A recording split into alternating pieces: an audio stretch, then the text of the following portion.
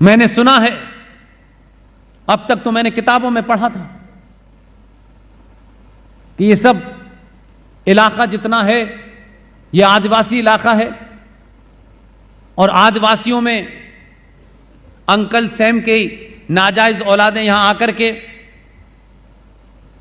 उनके मत को बदलती हैं, पैसा देती हैं, कुछ खाना देती हैं, कुछ दो कपड़े देने पे हो जाता है। अगर ये सच है, अपने अपने दिल पे हाथ रखिए, अपने से पूछिए पुष्पेंद्र क्या कहता है, नहीं कहता, ये महत्व नहीं है मेरे भाई। हमारे पास इतना है कि हम उसको कैसे खर्च करें ये सोचते हैं। क्या हम इतने दीनहीन लोग हैं कि हमारे बीच में जो कमजोर है,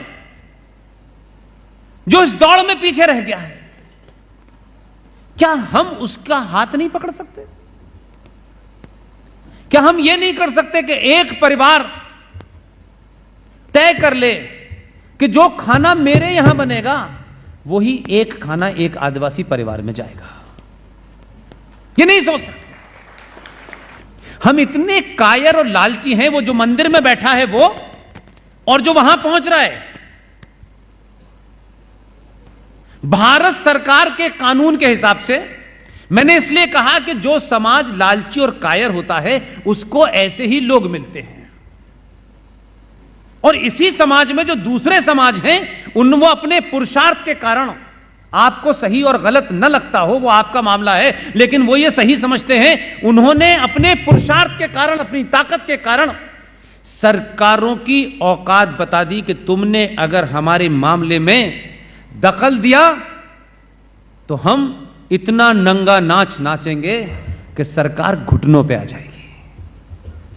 लेकिन हमारे यहां का हिंदू तो कहता है नहीं नहीं, हमें क्यों लड़ना वड़ना है, कोई और आके लड़े हमारे लिए, हमें तो बैठे बैठे लड्डू मिल जाए पंडित जी को। भारत के मंदिरों का 80% पैसा सरकार ले लेती है। यह मुहिम चलाई किसी दलालों ने, यह नहीं चलाई। किसी भी गुरुद्वारे में चले जाइए, हिंदुस्तान के किसी गुरुद्वारे में चले जाइए, रात के 12 बजे भी अगर कोई चला जाता है तो उसको भरपेट खाना मिलता है। और ध्यान रखिएगा, जब खाना आदमी खा लेता है तो उसके मन से सही में दुआ निकलती है। आज मंदिरों का 80% पैसा सरकार ले रही है। आप सो रहे थे और ऐसा नहीं था कि कल परसों से, कई सालों से ले रही थी, लेकिन आपके उसमें तो यह था ही नहीं कि भाई मेरे आस्थाओं के केंद्र है मंदिर, मैं उस पे पैसा चढ़ाऊं, लड्डू चढ़ाऊं, सोना चढ़ाऊं, सरकार का क्या लेना देना है। लेकिन दलाल संगठनों ने नहीं बताया आपको, क्योंकि यह लड़ाई नहीं लड़नी हमको, क्योंकि उसमें तो हमारे लोग ही बैठे हुए हैं। तो यहां से लेके अमेरिका और अफगानिस्तान सब जगह तक पैसा चढ़ रहा है। उस पैसे का प्रयोग हो कहां रहा है? जिस दिन भारत के मंदिरों के पट रात के 12 बजे तक खुले रहेंगे, जो मंदिर की चौखट पे आ गया उसे मंदिर से पूरा खाना मिलेगा। इस देश में एक भी दलित नहीं बचेगा, एक भी पिछड़ा नहीं बचेगा, कोई नहीं बचने वाला। लेकिन यह मांग हमने नहीं लड़ी। ऐसी बात क्यों कि अगर आप कमजोर रहेंगे तभी वो दलाली कर पाएंगे। आप मूर्ख रहें, कमजोर रहें, डरपोक रहें, इसका प्रबंध किया जा रहा है। इसका प्रबंध नहीं किया जा रहा कि 90 करोड़ में से लोग बहादुर बने। मैंने कभी अपने डिस्कोर्स में नहीं कहा कि किसी के खिलाफ हथियार उठाओ। मैंने इतना जरूर कहा है कि परशुराम भी 24 घंटे हाथ में फरसा रखते थे और फरसे से उन्हें केला नहीं काटना था। इसलिए भगवान राम, जिसकी कथा बड़े सारे लोग सुनाते हैं, मैं अभी वृंदावन में गया, मेरी मजबूरी यह है कि डाइस पे किसने बुलाया है और नीचे कौन सुनने आया है। मैं अपने उद्बोधन में इन दोनों चीजों का कतई ख्याल नहीं रखता।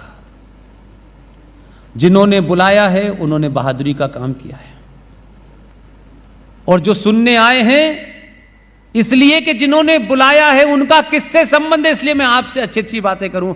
हम सबका साथ, सबका विश्वास। हमारा डीएनए एक है, ये भी हमारे हैं, वो भी हमारे हैं। महाभारत में भगवान कृष्ण जब अर्जुन से कहा कि अपना बाण उठा और अधर्मियों का नष्ट कर, तो अर्जुन के पैर कपकपा रहे थे, बाण हिल रहा था और अर्जुन बार बार कह रहा था कि हे भगवान, मैं ये तीर अपनों पे चलाऊंगा, कैसे चलाऊं, ये मेरे अपने हैं। अर्जुन को श्री कृष्ण ने क्या कहा, हे अर्जुन, तू इस बात की चिंता ना कर कि उधर तेरे हैं या मेरे हैं, जो उधर हैं वो उधर भी हैं, तेरा नाश करना ही सब पर वो धर्म है, इसलिए बाण उठा और मार। उसके अपने थे, लेकिन रक्षा करने के लिए अगर ये तेरे अपने भी हैं और अधर्मी और जिहारी और इस देश के आतंकी मुसलमानों के साथ खड़े हैं, तो उसको नष्ट करना भी तेरा धर्म है। इसलिए भारतीय संस्कृति में एक संस्कार होता है, और ये बात इसलिए बता रहा हूं कि ये छोटा उदयपुर है, यहां बड़े लोग अंग्रेजी में, कोई ऑस्ट्रेलिया से, कोई इंग्लैंड से चल के यहां आते हैं और हर दूसरी जगह चर्च बना रहे हैं। अपने मुल्कों में चर्च में कोई जाता नहीं, वहां चर्च के खिलाफ माहौल बन चुका है कि ये सब फटीचर बकवास होती है यहां, वो भाग रहे हैं। वो लूसी आई है वहां से, वो गंगा के घाट पर बैठ करके मंत्रों का उच्चारण कर रही हैं। वो जर्मनी से एक लेडी आई है, हमारी दोस्त है, देहरादून में, मारिया वित, वो कहती है कि ये सब फ्रॉड है। उनके अपने लोग चर्चों में नहीं जा रहे, वो भारत में चर्च बना रहे हैं। हमारे यहां एक संस्कार होता है, सनातन संस्कृति में, हमारे सरोकारों में एक संस्कार होता है। उस संस्कार के तहत जो शादी होती है उसमें जन्म जन्म का संबंध होता है, और हमारे यहां शादी एक सार्वजनिक समाज को बता करके, आज मेरी बेटी की शादी फला के साथ हो रही है, ताकि समाज गवाह रहे, और उस पूरी क्रिया को साइंटिफिक मंत्रों के साथ उस बंधन में बांधते हैं, और उसके बाद वो शादी की प्रक्रिया पूरी होती है। इस्लाम में उनके यहां भी शादी होती है। According to Islam, as per Quran, इस्लाम में शादी दो लोगों के बीच में कॉन्ट्रैक्ट होता है। उस कॉन्ट्रैक्ट के तहत शर्तें तय होती हैं कि लड़की जो उस लड़के से शादी कर रही है, उससे पूछा जाता है कि तुम महर की रकम कितनी मांगती हो। अब अगर महर एक शब्द है जिसे आप समझने के लिए समझिए कि वो सिक्योरिटी मनी होती है, तो जैसे दो बिजनेसमैन के बीच में कॉन्ट्रैक्ट होता है, कॉन्ट्रैक्ट में शर्तें होती हैं, मैं ये पैसा लगाऊंगा, आप इतने पैसे लगाएंगे, इस कॉन्ट्रैक्ट से अगर आप बाहर निकले तो आपको ये दिया जाएगा, ये नहीं दिया जाएगा, आपका ये क्लेम खत्म हो जाए।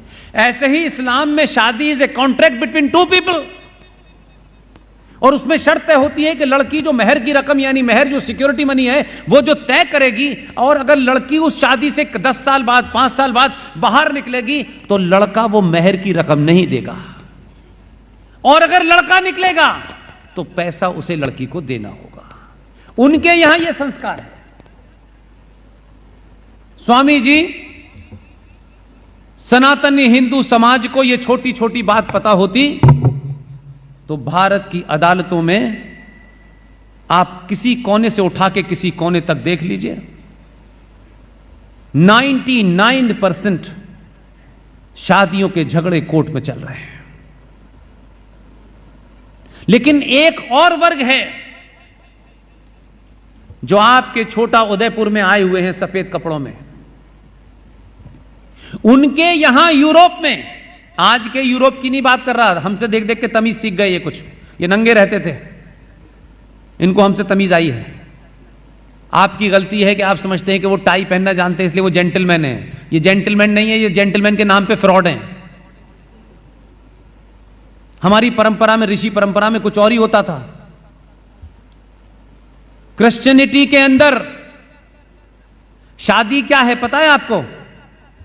नहीं पता। इसलिए जो हो रहा है उसकी जड़ में जाइए और इसके लिए आप जिम्मेदार हैं। यूरोप में शादी की कल्पना नहीं थी, इसलिए इंस्टीट्यूशन ऑफ मैरिज यूरोप में था ही नहीं। मैं एक छोटी सी बात समझाऊंगा, उसमें 50 सवालों के जवाब मिल जाएंगे, इसलिए मुझे यह आपको बताना पड़ रहा है ताकि आप आसानी से समझ सकें। क्योंकि बड़े बड़े गुरुड़ गुरुड़ बातें जो है वो दिल्ली के बड़े बड़े हॉलों में बैठ करके लोग एक तरफा संवाद तो करते हैं और सवाल पूछ लो तो कहते हैं पोस्ट कार्ड पे लिख के बताएंगे। वो पोस्ट कार्ड आता नहीं है कभी। यूरोप में शादी की कल्पना नहीं थी।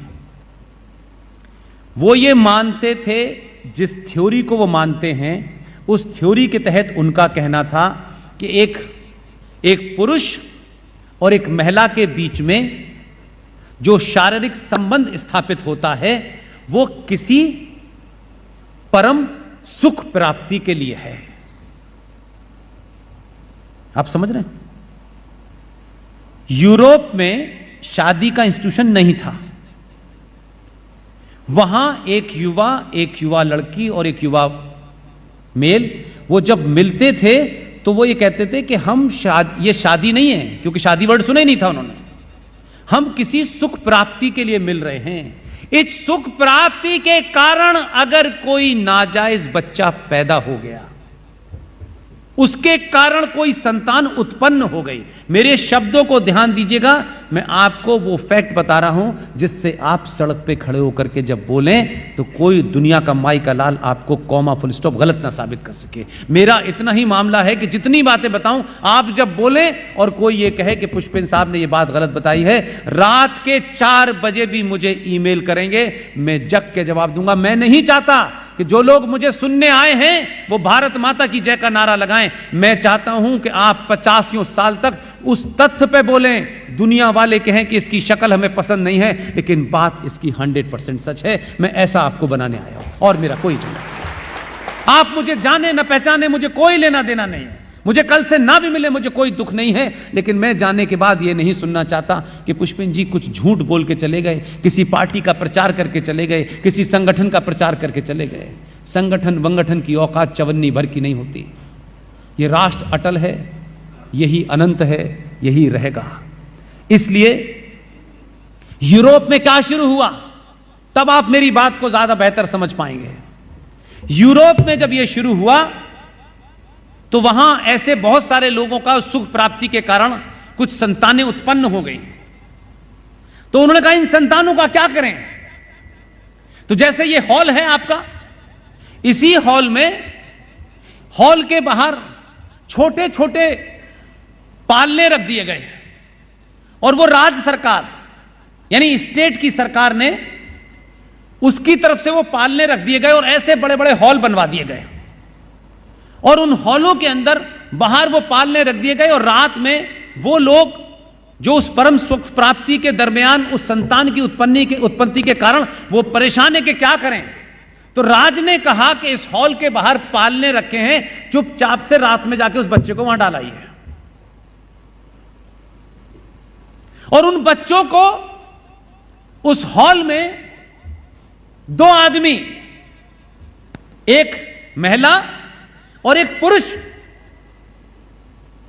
उस हॉल का संचालन करेंगे और उन बच्चों को वो पालेंगे। उन बच्चों पे आने वाला खर्च राज्य सरकार देगी। यहां तक बात समझ में आ गई? आगे सुनिए। आप मुझे बताइए, हमारे यहां हमारी संस्कृति में मेरी बहन, उसकी शादी होती है, शादी होती है तो वो किसी की पत्नी बनती है, किसी की भाभी बनती है कि नहीं बनती है? जब वो संतान को जन्म देती है तब वो क्या बनती है? तब वो मां बनती है। वो पुरुष जो उस बहन का पति है वो पिता बनता है, बनता है। उससे पहले तो नहीं बनता। कहते हैं क्या? हमारी संस्कृति में एक बहन की शादी होती है तब वो पत्नी बनती है, और पत्नी के बाद जब वो संतान की उत्पत्ति होती है तो वो मां बनती है। वो पुरुष जिसके कारण उस संतान की उत्पत्ति हुई है तब वो पति से पिता बनता है। लेकिन क्या घालमेल किया है! वो कितने शातिर और मक्कार लोग हैं कि जिस हॉल की व्यवस्था चलानी है, उस परम सुख प्राप्ति के चक्कर में जो संतानें पैदा हो गई हैं, जो इस हॉल के बाहर रखी हुई हैं, उन हॉल को चलाने वाले दो लोगों में एक फादर है और एक मदर है। जिसने कभी जीवन में शादी नहीं की वो फादर हो गया, जिस महिला ने कभी शादी नहीं की, संतान की उत्पत्ति की, वो मदर हो गई।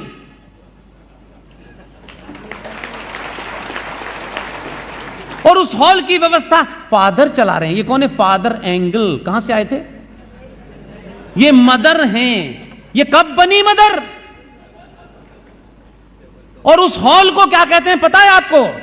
जो जगन्नाथ प्राप्त आप सबने किया है। उन नाजायज संतानों को पालने की जगह में जो दो लोग पाल रहे हैं वो बिन ब्याही मां कहलाती है, वो बिन ब्याया आदमी पिता कहलाता है। और उसी हॉल को कॉन्वेंट कहते हैं, जहां आज संपन्न समाज का हिंदू अपने बच्चों को पढ़ने भेजता है। हमारा बच्चा सेंट फिडेलिस कॉन्वेंट स्कूल में पढ़ रहा है। नाजायज बच्चों के पलने की जगह को आप कॉन्वेंट कहते हैं, वहां आपका बच्चा पढ़ता है। इसलिए आपकी स्थिति ऐसी गंभीर हो गई है, इसलिए आप परेशान हैं कि आपका बच्चा सीख क्या रहा है, क्योंकि आपने अपने संस्कारों, अपनी संस्कृति, अपनी धरोहर को नीचा दिखाया। हीन भावना भरी आपको इतना इंफिनिटी और ऐसा से कमतरी आपके अंदर भर दिया कि आप सोचने लगे कि मेरे अंदर तो, मैं तो बिल्कुल दीनहीन हूं, मेरे तो कोई संस्कार ही नहीं है, हम तो ये हैं, ये हैं, ये हैं। आपने उन सच बातों को जाना नहीं, और ये कथाकारों ने आपको बताया नहीं बताया। ये उनका काम था, ये संतों महंतों का काम था, ये आश्रमों में रहने वालों का काम था। और फिर क्या हुआ? आपने जब कॉन्वेंट में पढ़ाना शुरू किया तो आपकी बीमारी क्या है कि आप कहते तो हैं कि हमने आज़ादी ली, आज़ादी दी, आज़ादी मिली, आप इसी में अटके हुए हैं। लेकिन जो यहां आए, उस मैकॉले के बारे में मैंने आपसे कहा कि उसने भारत के गुरुकुल को तोड़ करके सबसे पहले कॉन्वेंट व्यवस्था बनाई है। और उनका कॉन्वेंट का कंसेप्ट क्या है कि ये बच्चे पढ़ेंगे, बड़े होंगे, और उसके बाद स्टेट के गुलाम होंगे। ये जो स्टेट कहेगा वही करेंगे। तो आप अपने बच्चे को, बेचारा अभी पैदा होके 2 महीने का भी नहीं होता, हिंदुओं में, सनातनियों में दौड़ लगी हुई है।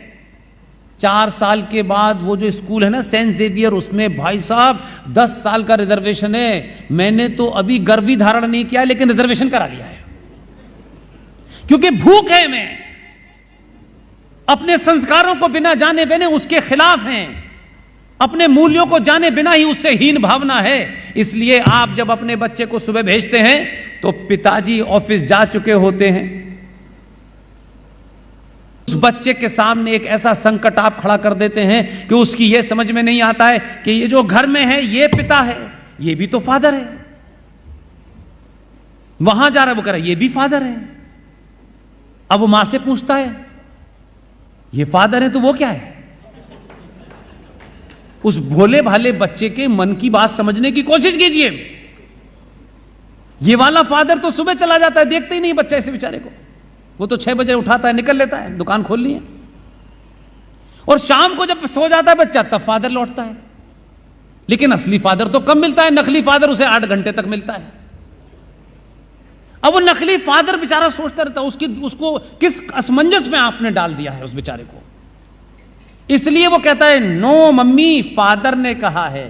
अब मम्मी बेचारी नहीं समझा पा रही कि वो तेरा असली फादर नहीं है, ये फादर फ्रॉड है, ये अपना एजेंडा लागू करने आया है तेरे ऊपर। अब उसकी जिम्मेदारी उस भोले वाले बच्चे के साथ जो आपने कृतज्ञ किया है, उसके लिए कोई और जिम्मेदार है? करोड़ों करोड़ों रुपया है आपके पास,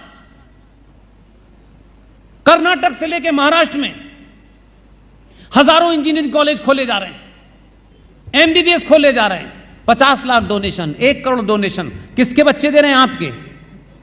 और एमबीबीएस की डिग्री लेने के बाद कहां घूम रहे हैं? कितने डॉक्टर पैदा करोगे यार, इतने तो मरीज ही नहीं है। आप में से किसने कहा कि नहीं, मैं ये जो संप्रदाय है स्वामीनारायण संप्रदाय, इसकी तरह गुरुकुल खोलूंगा?